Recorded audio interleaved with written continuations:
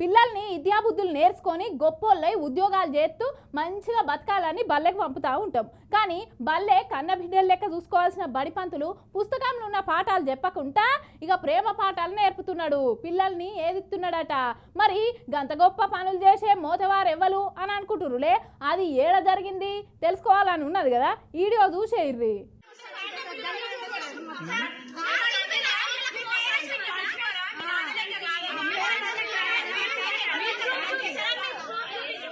గిడ ఓ సార్ను చదువు చెప్పమని బల్లెకు పోస్టింగ్ ఇచ్చి బల్లెకు తోలితే పాఠ్యాంశాలు ఉన్న పాఠాలను తీసేసి పిల్లలకు ప్రేమ పాఠాలు చెప్తున్నాడంట. పాటలే కాకుండా యాక్షన్ సీన్లు కూడా చేస్తున్నారని నల్గొండ జిల్లా నాగార్జున సాగర్ నిడమనూరు బల్లున్న విద్యార్థినులంతా యోగిట్ల గోస చెప్పుకుంటూ వస్తారు.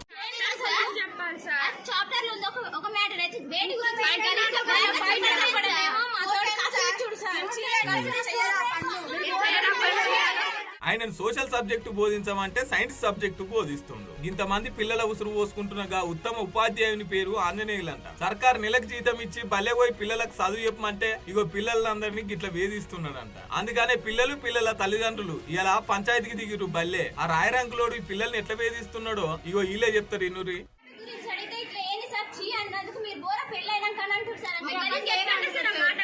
సార్ వాళ్ళు పిలుస్తున్నారు, మన తలకాయ దిమాగ్ పని చేస్తున్నా మన